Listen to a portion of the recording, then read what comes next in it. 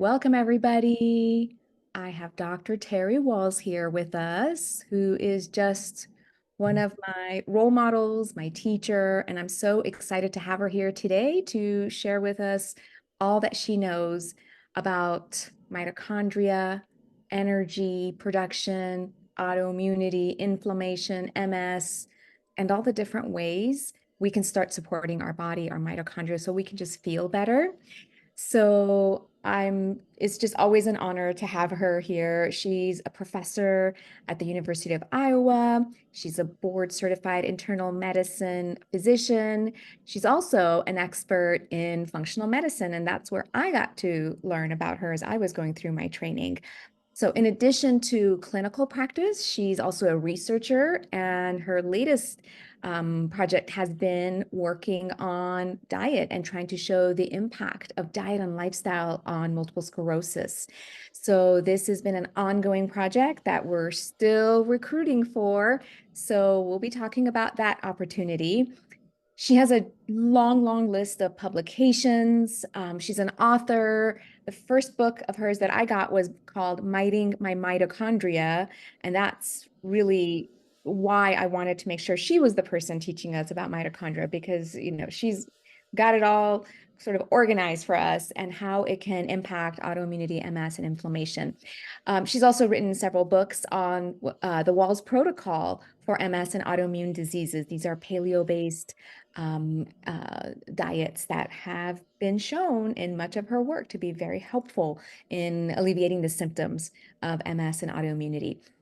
She is also a patient, and that's actually what makes her very special, because not only is she a doctor, but she's also a patient with MS. In fact, when she was first diagnosed, she declined. She was in a tilt recline wheelchair for a number of years, and she has secondary progressive MS. And so out of this want to change her life, change her body, change her health, she scoured the literature, figured out what she needed to do to get herself well, and now she teaches that to us. She bikes, she runs, she hikes. She's going to become a grandmother very soon. So she's doing all of the things that I think she has set out to do. And she's really setting a wonderful example for us. She's also an advocate for the MS community. I love that she says outrageous things like we can reverse or improve progressive MS, progressive neurodegeneration. These are comments that we sometimes get a lot of pushback on, but she's not afraid to say what she knows to be her truth. And so while she's had a lot of pushback, she's been banned, people are coming around to really listening to her message and being open to a new way. And she's starting to get a lot of recognition for that. She was recently nominated for the Giants of MS Award for the Consortium of MS Centers for how much she has influenced the fields. And so I credit you, Dr. Wahls, with bringing so much of lifestyle nutritional therapies into MS care. And it really does make a big difference for so many of us. So what we're going to talk about today is, why is functional medicine important? Because in functional medicine, we look at the body in a very different way, a different lens than our organ-based Western conventional medicine. We're looking at systems of function. We're going upstream. We're trying to figure out what is the thing that set off this cascade that gave you autoimmunity and inflammation, right? We can treat those symptoms, and that's an important approach. But equally important is to go upstream and figure out what the underlying problem is. So we're looking at root cause. We're also, when we talk about therapies, we're talking about your environment. This is that other big chunk that contributes to chronic diseases. What's your environment? Do you think about that throughout the day? What do you surround yourself with? What are the foods that are coming in? How are you resting through the day, through the night? How are you managing stress? What are the toxic exposures you're getting throughout the day? Are you moving your body? What's your environment like? What are the signals that you're sending in deep into your cells and DNA to determine what pathways are going to be turned on or off. So, with that, I am going to hand it over to Dr. Wahls, who will start just telling us like a quick background on mitochondria. Like, what do they do? Why are they important? What's their role in immune health in the nervous system? Actually, what I'm going to do is do a little evolutionary biology. If we go back, we think the Earth began around 6 billion years ago. And about 4 billion years ago, we begin having the basic chemistry of life is beginning to happen. And we gradually, through the random mutations that occur, about a billion years ago, we have photosynthesis and the oxygen levels increase. 95% of all life dies because oxygen oxidizes. And most of the life forms can't tolerate this higher concentration of oxygen. Fortunately, again, through random mutations, the Krebs cycles evolves. And there's an ancient bacteria that is able to utilize this oxygen to more effectively generate ATP, the adenosine triphosphate, the molecule that we can use to drive the chemistry of life that we want to have happen. These ancient bacteria that utilize oxygen are engulfed by a larger bacteria, and that is the beginning of mitochondria. These new bacteria thrive, again, over millions of generations. They become multicellular organisms and will eventually become, plants and animals, mammals, primates, and of course, all of us. These ancient bacteria, the mitochondria, are the most efficient way for our cells to generate adenosine triphosphate, or ATP.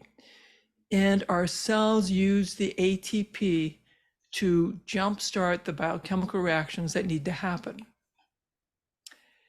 And we rely on these ancient bacteria, the mitochondria, to generate the energy that will be required for every function that happens.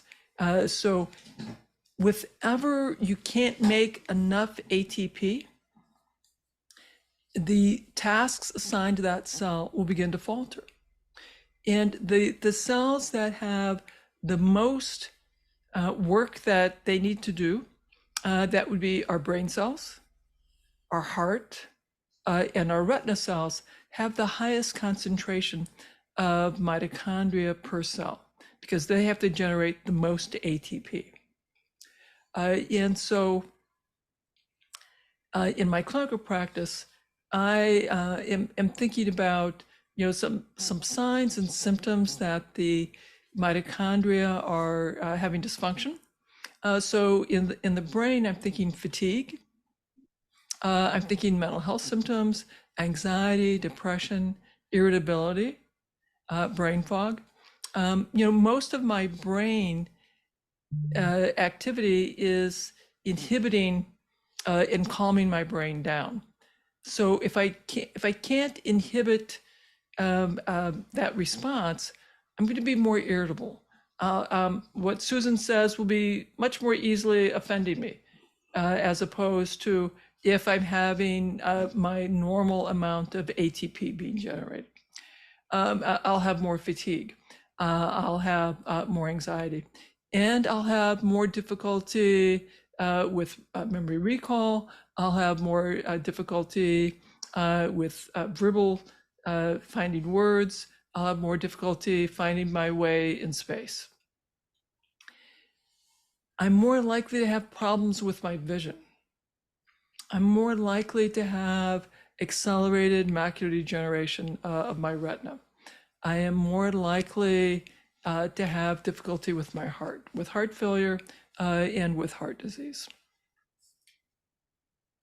So that's a really beautiful description of how mitochondria came to be evolutionarily and what they do for us. So they're basically our power plants. of our cells, right? They fuel our body. And if they're not working, what are the symptoms we get? As you mentioned, I think you said fatigue, brain fog, anxiety, depression, mood is off. Yeah, those are the early symptoms. You'll probably also have more pain Mhm. because the brain and the spinal cord, part of their job is to moderate pain. And again, if my brain is short on ATP, my spinal cord is short on ATP, pain will be a much bigger problem as well. And that even extends to headache, migraines. So many systems are impacted because you basically fall into an energy crisis, right? When your mitochondria are failing for whatever reason. And tell us about what mitochondria need to function. Like what has to Well, happen at that molecular level for if them you to can sort of work? think back to biology class, you may remember that at least when I took biology quite a few years ago, I remember the mitochondria was an oval with a lot of squiggles down the middle. And the outer membrane, and then there's the inner membrane, which is all of the squiggles. The proteins that do the chemical reactions that make ATP are embedded on the inner membrane. We need to have healthy membranes on the outside and on the inside for the mitochondria to work.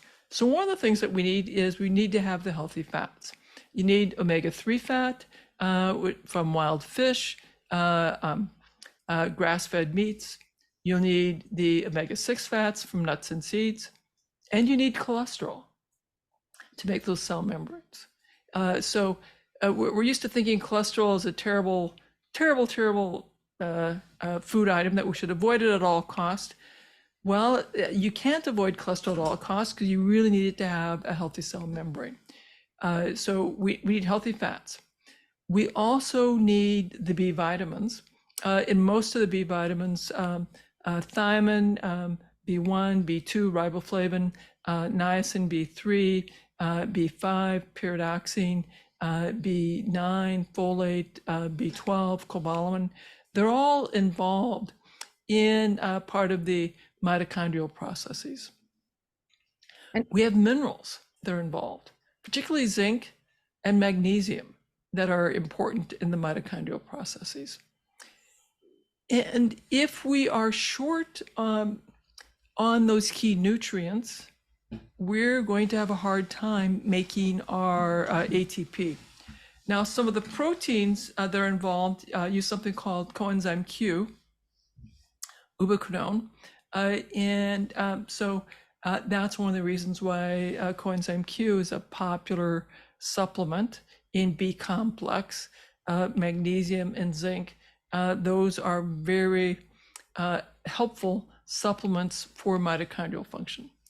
There are a couple more supplements that can be very helpful: lipoic acid and carnitine. Those two amino acids help shuttle fats into the mitochondria so the mitochondria can utilize fat sources. Creatine can also be helpful, and taurine can also be helpful with mitochondrial function. so what you're saying is you need nutrients, whether it's fats, vitamins, minerals, and some other nutritional factors to run your mitochondria, right? And where do those things come from? They come from. The food we eat. You have to eat food. And I'll tell you, if you look at the NHANES data, which is a nutritional assessment that the NIH does every couple of years, looking at blood biomarkers, dietary recalls to know what is the status of the nutritional intake, and we do it by gender and by age group. And I used to follow the nutrient intake in my the female cohorts. In general, in general, we have inadequate intakes of magnesium, of zinc as a society. That's really quite common. And we often have inadequate intakes of cobalamin in particular. I used to know how frequently we were inadequate for each one of those B vitamins. I would say about a third of the population has insufficient intake for B vitamins, and about half have insufficient intake for magnesium and zinc. And this is for a variety of reasons, I think. Yeah, Inadequate. it was super interesting. The FDA monitors the nutritional, the vitamin mineral content of apples, of meat, chicken, and beef. And what we've seen is over the last 75 years, the vitamin C and the B vitamin levels in our food have been steadily declining, and the mineral intake, and that's in apples and in meat. Now, part of that is we've radically changed the farming practice. We used to rotate crops, and we used to use manure from animals put back on the soils. And we don't. We use chemically inputted fertilizer, and we use more Roundup ready grains and Roundup ready crops. Yeah, so our food system has changed dramatically. And so some people can be on a great diet, but that doesn't still rule out that they could be nutritionally deficient or insufficient. So, Yeah, unfortunately, I think that is becoming a factor because the nutrient quality of our food has declined. yeah, absolutely. Okay, so we covered what mitochondria need to function. Let's talk about how Well, I'm going to stop you. We also have to think about the poisons Yep. for mitochondria. And that Go was ahead. going to be my next question. So Oh, absolutely. perfect. Let's step right So into that. we're quite in sync. So arsenic, cadmium, lead, mercury, those heavy metals poison a number of the mitochondrial steps. And so, in addition to making sure you have the nutrients, it's important to stop poisoning. If you're a smoker, cadmium and arsenic are in the smoke. If you live in an industrial area, there's more lead, mercury, arsenic, cadmium in the air, in the water. If you are consuming foods that have pesticides, herbicides on the food, then those compounds are also poisoning some of the enzymes involved in your mitochondria. And then I want to remind people that when we're eating a great diet, the question is, can you digest and absorb the food that you were eating? Depending on the health of your gut, do you have the right microbes that help you make the vitamins, metabolize the food? Do you have enough absorptive surface area in your small intestine to absorb all of the nutrients? And depending on what's going on, you may be developing, because it's actually quite common. If you have one autoimmune disease, and I'm assuming that many of you here have multiple sclerosis, and that's why you're here. We know if we don't address some of these root causes every 5 to 10 years, you'll have another autoimmune disease, whether it might be psoriasis or eczema, or an inflammatory bowel disease of some type, microscopic colitis, a autoimmune disease involving your pancreas, your liver, your stomach, that compromises your ability to fully digest and absorb your food. Yeah, so unfortunately, if you have one autoimmune disease, you're at risk of getting others higher than You'll other. keep getting more. Yeah, and what you alluded to was like you could be eating a great diet, very nutrient dense, but if your gut isn't working, then it's not going to get absorbed. And we talk about leaky gut a lot in functional medicine. In fact, it's part of the triad of autoimmunity, one of the three things you need to get yourself into an autoimmune state. So gut health is really quite important. And one of the best things we can do is probably just working on diet, nutrition, and removing factors that are damaging. So these heavy metals that you mentioned, are actually pretty widely available for Very, us to run into. And so we'll talk more about how we can minimize our exposures. Anything else you want to add to what can be damaging to mitochondria? lack of exercise. Yeah. So our ancestors, um, before we, and so mammals, we can generate heat. That's how we're warm-blooded. And our ancestors were outside in the cold, outside in the hot. And so we were comfortable living and existing in a very wide temperature range. And growing up on the farm, we certainly had to, when it got really cold, the chores were a whole lot longer and more complex. If it was minus 40, you were out there doing some pretty intense work in that extreme weather. And if it was really hot when you were baling hay, you had to drink a lot, and you had to deal with that really, really hot weather. And I invite all of you to think about, what is the temperature range that you are working in now? Because we have central air, central heat, for many of us, we have a very narrow temperature range that we operate in, 68 to 72 degrees.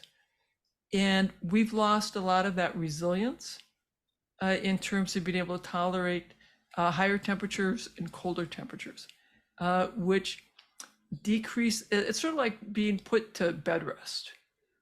We know that if we quit exercising and we go to bed rest, that is very deleterious to our health. And part of that is that we are not exercising our muscles. Our mitochondria aren't doing work in the muscles. And when we're not exercising our heat generation, our mitochondria are not doing work. When we're not exercising our cooling system, sweating, our mitochondria are not doing work. And that makes us progressively more frail. And I think what you're alluding to is this concept of hormesis, where biological systems need a little bit of stress to keep them ticking and fine-tuned and ready to respond to whatever may happen. But if you go to bed rest and you're at 68 degrees all the time, you're not really having to test out those systems, right? And that creates problems. Now, we need to have that hormetic stress, a gentle, mild to moderate stress from which you can fully recover. And so we're gradually exercising that mitochondria. But you have to do it at a pace that you can manage so that you can fully recover, and your mitochondria will come back. But we need to exercise them. Did you hear what she said? Your mitochondria will come back. Like that makes me feel hopeful. This is why I love functional medicine, because it's not all doom and gloom. Like if I can create the right condition in my body, things can move towards a greater state of balance. And Absolutely. yeah, and exercising is a stress, right? It's a short-term stress that makes your body recognize, okay, we're doing this extra activity. We're going to need more mitochondria, right? Let's boost our mitochondrial levels and numbers and how they function. And so there's a bunch of ways that we can do this hormesis. I talked about temperature. And for most of us, and for years, I had severe heat intolerance. If I had a fever, I couldn't see.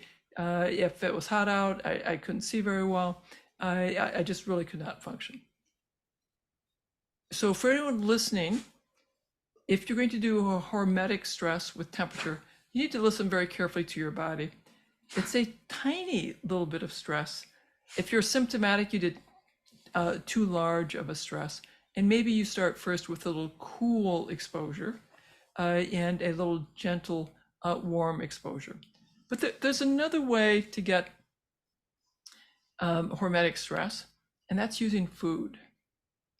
And so I'm going to describe two ways to give yourself hormetic stress that's great for your mitochondria using food. The simplest one is to not eat, to do some fasting. So let's say right now I have 3 snacks and 3 meals. So step one is reduce the snacks and eventually get to 0 snacks in a day. So you have your 3 meals. Then when you've mastered that, then you could go down to, I'll just have 2 meals in a day. And when you've mastered that, you could move your 2 meals to a closer together. So you have a 6 to 8 hour eating window. That's called time restricted eating. And that longer period of not eating is a little bit stressful. Your mitochondria is having to do more work during that time period.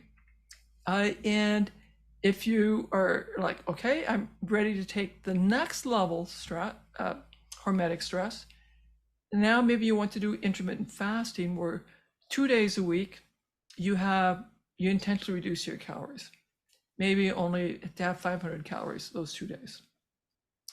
And that using a fasting pattern is a tradition that many religious traditions have, many healing traditions have a fasting pattern that might be a water fast or reduced calories. That's part of, again, many religious experiences and many healing traditions.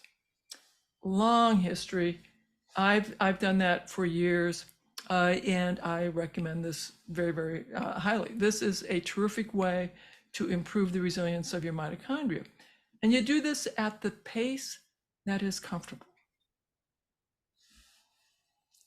Fasting is, I think, one of those tools that hooks people and they start feeling good and then they start doing more.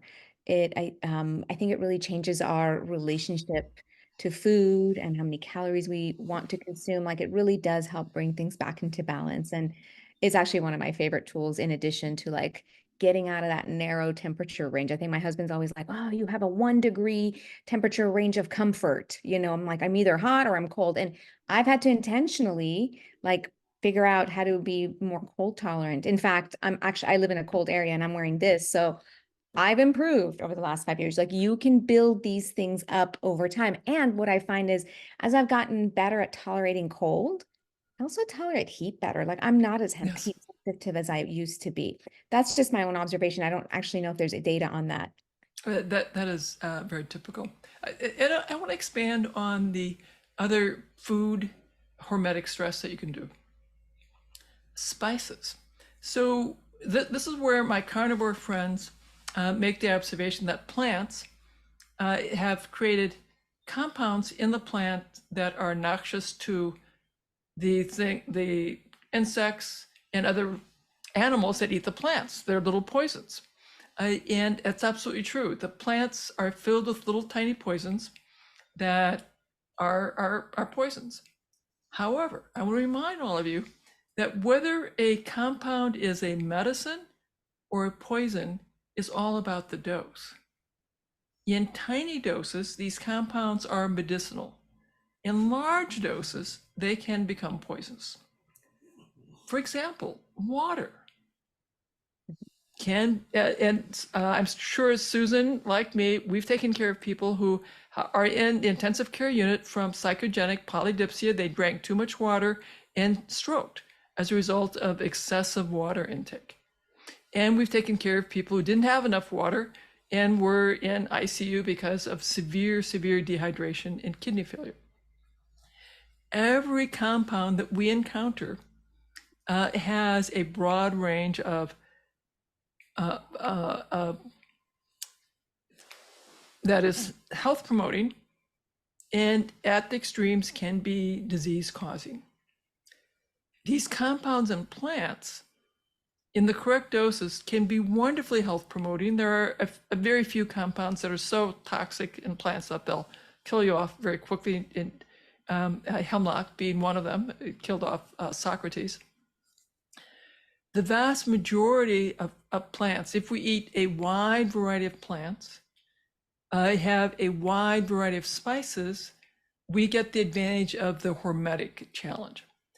So what I invite my tribe to do is explore culinary traditions, and explore other spices, other teas, have some Middle Eastern flavored, some African flavored, some Caribbean flavored foods. So it's not so much about having a huge amount of turmeric, it's about having a wide variety of culinary spices that I'm going to cook with. If I do that, I'll have the hormetic stress. If I'll have a wide variety of teas that I'm going to explore, I'll have the hormetic stress. And so I invite you, and this is a wonderful, wonderful family activity, to have a goal of we're going to have 200 different plant species that we're going to consume in the year. And now we could keep track of that, each week, each month, how many different plants that we have. You have a little spreadsheet going. Your kids will get into this. It will, as a side effect, they'll be much more interested in trying new and different spices. They'll be much more interested when you go to the grocery store saying, well, there's a different looking vegetable. We've never had that. That could add up. That we'd be up to 34 different plants that we had this month if we bring that new vegetable home.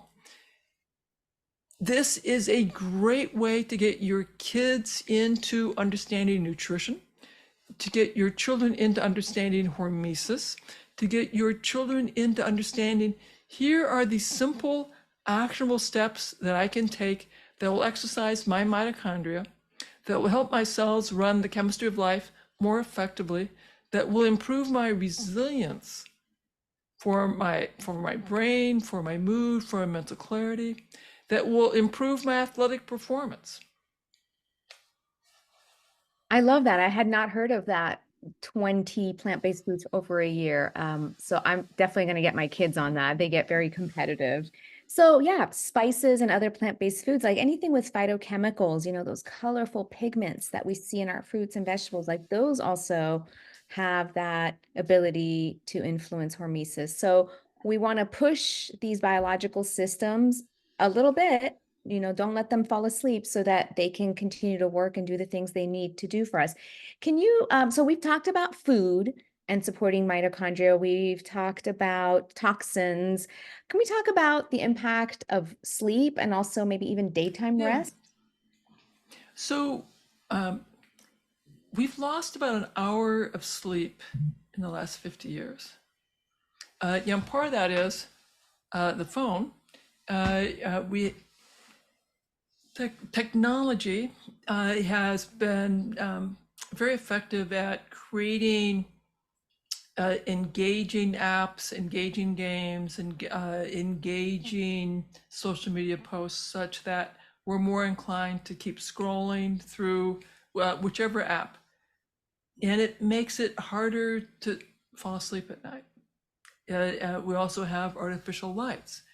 So it's easy for us to stay awake. And then when we have the artificial light, we get too much blue light into our eyes, which can interfere with our circadian rhythm. All of that will interfere with the timing of my cortisol release, the timing of my melatonin release, the timing of the hormones, the timing of the ebb and flow of the biologic clock. It is a problem. Then we can talk about sleep hygiene. If I want to improve my sleep, there's some basic things that I again invite you to consider. A consistent time that you go to bed, a consistent time that you get up during the week and on the weekends, having a wind down ritual, whatever that might be, to begin to let go of the activating activities of the day, to have whether it's an Epsom salts bath, a meditation, a mindfulness, a gratitude practice, a little self massage, so you can begin to decrease the stimulation, getting into bed such that the core temperature can drop, if your core body temperature drops a degree or two, it will be easier to fall into sleep and easier to fall into deep sleep.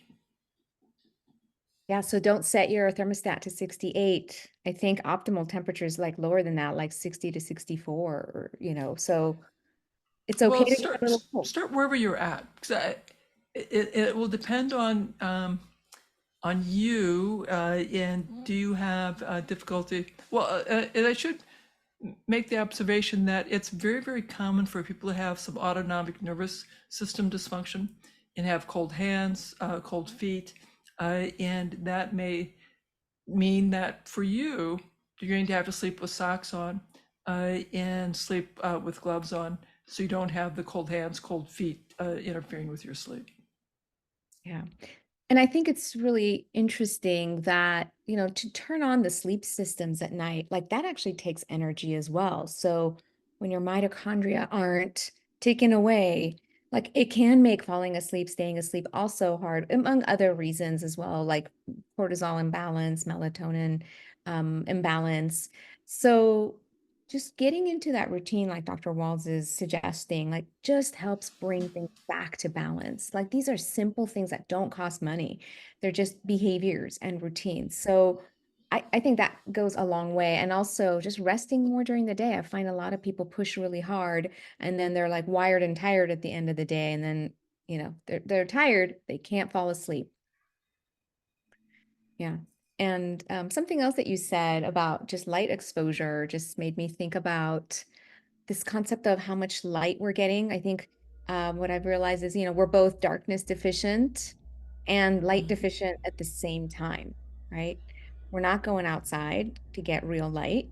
And at night, we're flipping on the house lighting, right? Which is preventing us from like getting that, melatonin flowing at night and we're in front of screens.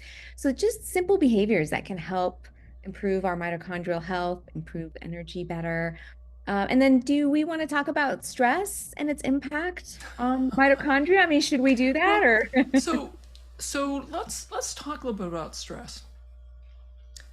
Stress is not bad for us. Remember when we said that if you're on bed rest, that is incredibly destructive. So stress is not bad. Continuous stress is a problem. The absence of relaxation, the absence of a break from stress is the problem. So I need stress on my bones to keep my bones strong. So I do vertical jumps. I do strength training. I carry weights. I carry my dog. I practice leaping because my bones need that stress. However, if I did jumping all day long, it would be very stressful for my bones and my joints. So I need a break from stress. I need the stress of having to solve new problems, thinking, navigating to keep my mind sharp. I also need absence of that stressful environment, thinking, struggling, being very, very worrisome. So stress is not bad, but continuous stress is very destructive. Absence of stress is very destructive. So just finding that happy medium, right? Just being choosy about what kind of stresses you let in to your environment.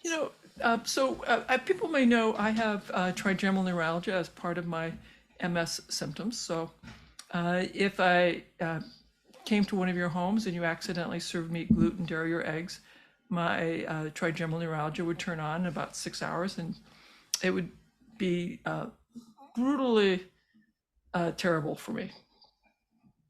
I also know that if stress can trigger this for me as well. And, there's a lot I want to do in life. I am working hard on my research projects. I'm trying to get some studies through the IRB. And I was working on it, and things were not going as smoothly as I thought they should. And it was annoying me. And I was letting that annoyance get to be at a higher level than I should have. And so my face pain turned on. It turned on in a very, it ramped from being a little uncomfortable to being just incapacitatingly uncomfortable. So I had to take some very high dose steroids to get it turned off. Jackie, my wife, sat me down and said, Terry, gotta let this go.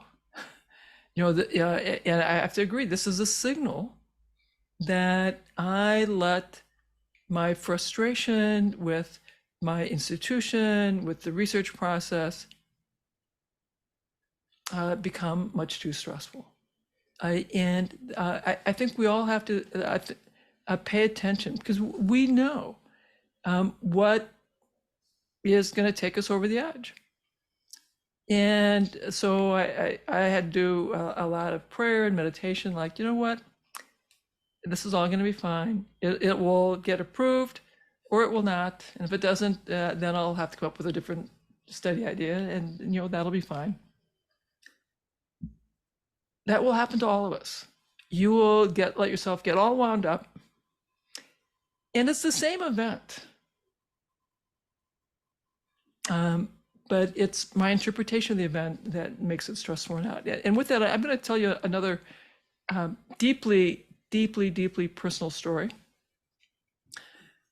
When I had my daughter, that pregnancy started out as twins.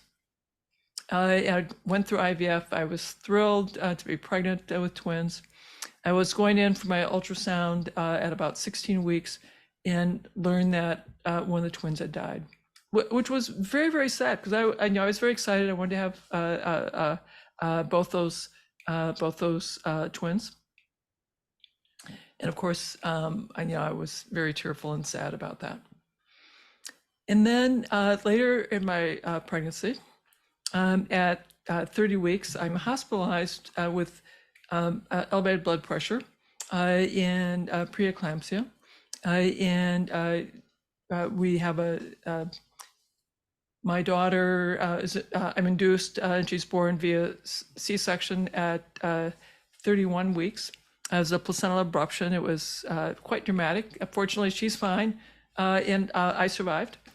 And what was remarkable, when I go back in to see my OB doc 6 weeks after delivery, my OB doc says, Terry, losing your twin certainly saved your daughter's life and probably saved your life.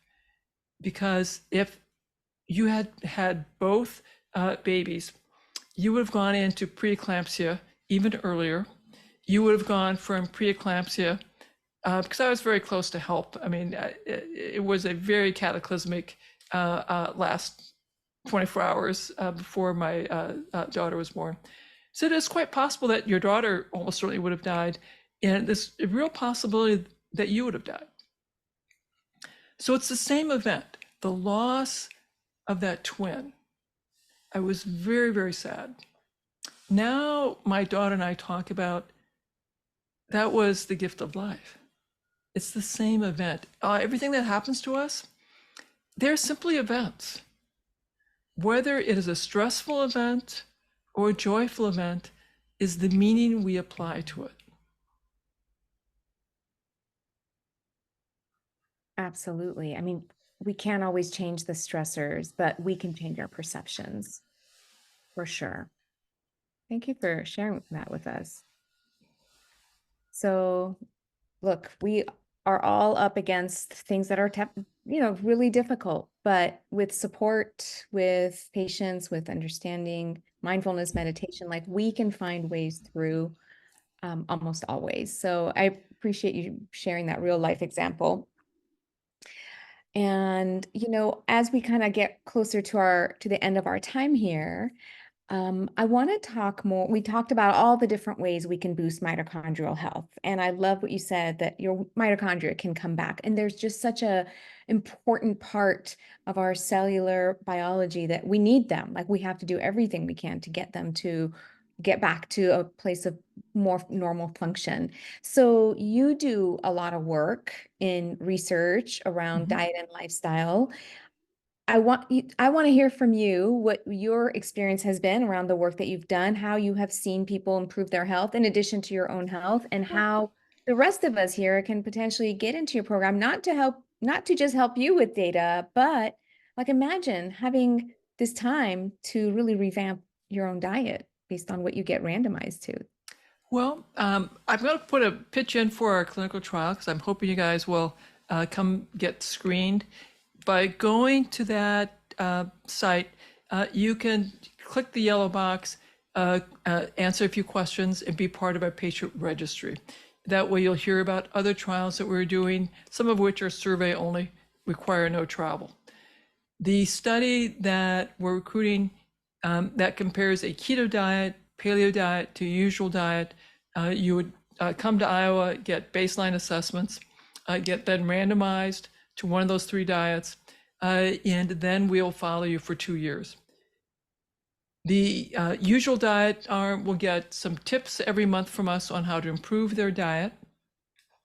The keto arm, the paleo diet, will get training on how to follow the paleo diet and the keto diet. We expect all three arms to improve. I fully anticipate that the usual diet arm is actually going to follow the suggestions that I give them every month.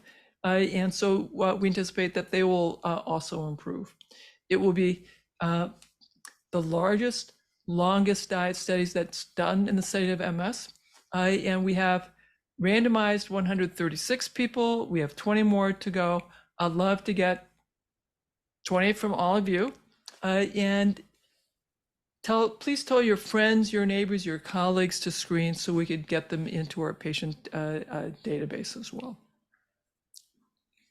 I think it would be a tremendous opportunity to try something that's going to be really impactful at the cellular level, no matter which arm of the study you get randomized into, like you will have a benefit. I mean, this just goes with this like observation that I'm sure you have had also, Dr. Wahls, like people never engage with better nutrition, exercise, sleep, stress management, and feel worse, right? It's No, like, no. it's always a win-win. Like you can't You lose. know, in whatever comorbid problems you have, will probably be in better shape.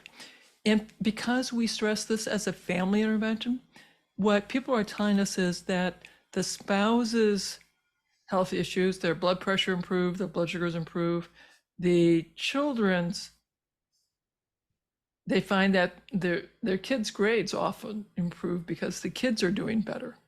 So yes, lots of good stuff. Yeah, so this is a wonderful opportunity. I encourage everybody to at least go get screened, and then you can decide if, you're gonna do it. But go ahead. Yes, I'm hoping my team will say like, "Oh my God, Dr. Wahls, we got 100 people screened yesterday." So Yes, yes. And please share it with other people that would benefit. Like this is really a wonderful opportunity. So let's go through and make sure we get questions answered. I'm just gonna go through the chat. Let's see here. Lots of lovely comments about you, Dr. Walls. All right, let's see. Okay. Okay, question. I'm currently in a mitochondrial boot camp series, so I just love to learn more about how I can increase my ATP and anything else to do with mitochondria. And then, so we covered that as far as the lifestyle habits, the small short-term stresses for hormesis. But the other question is, how important is it to take CoQ10 for the mitochondria? And I'm assuming that you mean that as a you know, supplement. so that certainly is helpful. You could have liver once a week. That would be helpful. Heart, if you could have heart once a week, that's a great source of coenzyme Q. That would also be very helpful. There are some super interesting studies that have used CoQ10 for heart failure in gradually escalating doses that have been very helpful for the heart failure patients. But if you're going to start any supplements, of course, talk to your personal medical team to be sure they are aware of this and can put the supplement into your medication list to see if there's any drug supplement interactions. So, uh, organ meats are super nutrient dense. However, for people who can't do it for whatever reason, do you have a suggestion or a product that they could Well, use? so we like the Paleo Valley capsules. And I would take 3 capsules a day. Liver, you could have 6 ounces a week, and then have a bunch of colorful fruits and vegetables as well. Yeah, so there you go. So that's one shortcut to kind of getting things in the right direction. I've had people tell me that their fatigue improves when they try Yeah. supplements. And So liver properly prepared is like so delicious. that's what I think, I think it's mindset. I grew up eating liver and then we kind of stopped and like I feel like I can definitely reintroduce it back. Yeah. So yeah, it's a mindset, right? Just it's food that a lot of people eat around the world. So okay. And then here's another question. I was just diagnosed with early stage breast cancer on top of my secondary progressive MS. Any input on diet, mitochondrial, and oral tamoxifen treatments, which are supposed to potentially remyelinate nerves? Do you want to weigh in on Okay. that? So for anyone with cancer, a lower carb ketogenic diet will make the cancer more vulnerable. And so there are a number of studies that put people on a ketogenic diet the 3 days before uh, uh, um, the 2 days before the cancer treatment and a day after, and that's been certainly very helpful. Uh, in terms of tamoxifen, you're going to have that conversation with your treating medical team. All right. So yes, I love that idea of the ketogenic diet before and after chemo. Also, there are fasting regimens that can be really helpful as Yeah, well. the fast American diet for three do that. They do a 3 day cycle when they're putting people through chemotherapy or radiation therapy. Right. And okay, got another question here. What supplements, foods can I take for the electron chain in the mitochondria so that it works better? And well, and then the other question is, how important is it for the mitochondria to work well with living with MS, which I think we've answered, but maybe we can kind of. It's essentially the same kind of foods that we went through. You want to be sure that you have the healthy fats, the B vitamins, magnesium, zinc. I think some extra coenzyme Q would be very helpful. That's where if you can have heart once a week, that'll be super helpful. Liver once a week, that will be super helpful. Right. All right. Another question. Can we successfully help our mitochondria and gut health with an exclusively plant-based vegan diet? Or could there be substantially worse outcomes without like consuming fish and grass-fed meats? So, if you're a vegan or vegetarian, some additional testing will need to happen to be sure that you have the correct omega 3s, the correct omega 6, the sufficient protein. It's much more complicated. So, I have a conversation with that person. Is this for spiritual, ethical reasons? Then we do a little closer monitoring because I do find that the vegetarians, vegans, who have not been taught how to have a nutritionally well designed vegetarian or vegan diet. And so they've taken the animal products out, but they aren't eating these radical things known as vegetables. They don't eat enough protein. And so their body's having to use their muscles to fulfill the protein requirement. And so they have a lot of sarcopenia and muscle loss. So it can be done with appropriate monitoring and supplementation if that's a important spiritual practice for you. Thank you. Okay, what does BDNF, brain-derived neurotrophic factor, have any role in the mitochondria? I do not believe so. BDNF is a very important molecule. You make more of it if you exercise. If you aren't exercising, you cannot make as much BDNF. You can make more BDNF if you are doing cognitive work, but your brain and your muscles have to be doing work to make the BDNF. Every time I exercise, I visualize like a halo of BDNF around my head, Oh, protecting that me. is good. Yeah, I love that visualization when I'm like about to stop running because I'm tired. It's like, no, keep going, right? Um, okay, this is a question, and up to you if you want to answer this. I was told that people with MS have one or more lesions in the brain. Can you speak to that? Do you have lesions in the brain? And if so, do you still have, okay, do you still basically have lesions in the brain given that you've improved? So, what I think I'm not going to comment for everyone is we have done clinical trials, peer reviewed and published in people who've had progressive MS, confirmed by the neurologist on the study team. We've done our intervention.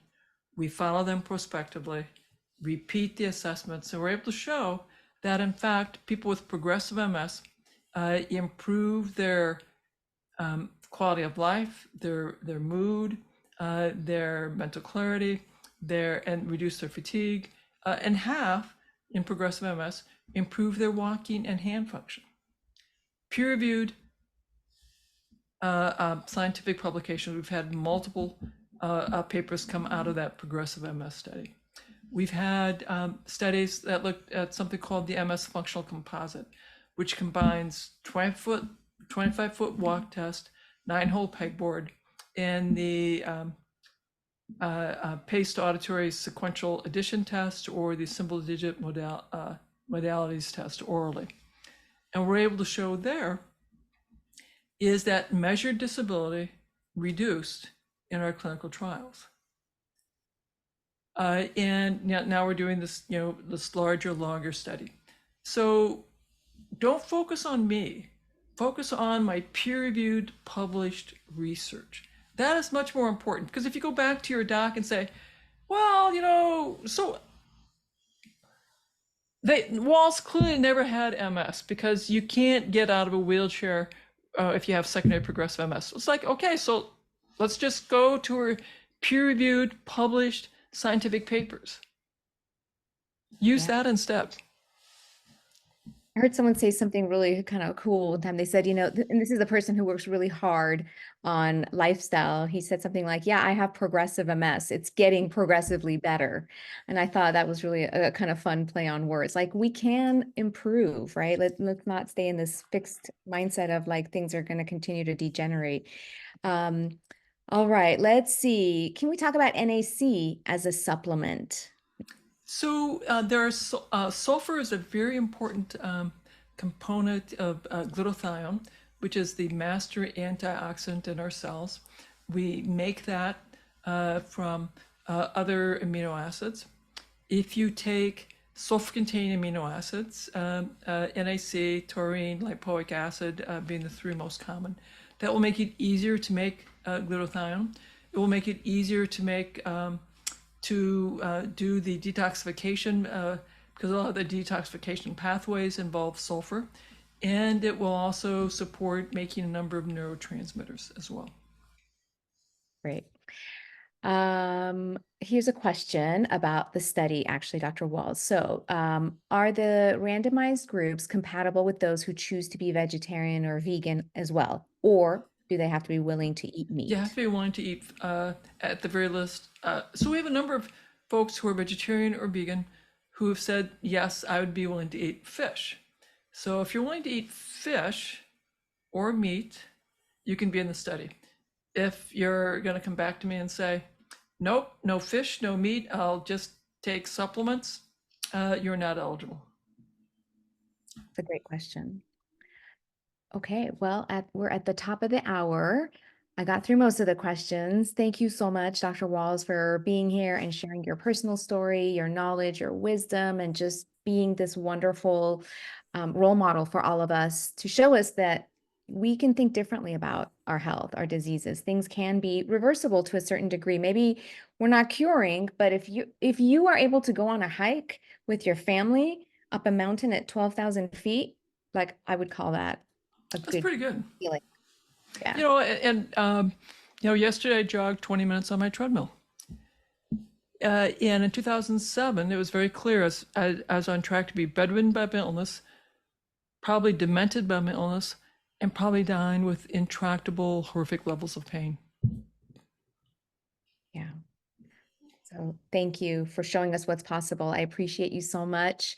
I'm hoping that we get your last 20 enrolled, and let's just keep pushing on that. It's really important. We need the numbers to convince others that diet and lifestyle are important when it comes to MS care. So thank you so much. Thank you, everybody, for being here, for your wonderful questions. I see all the wonderful comments for Dr. Wahls. I'll be sure to send them to you, Dr. Wahls, so you see them all. Okay, and enjoy the rest of your afternoon and have a wonderful weekend, everybody. Thank you so much. Thank you all.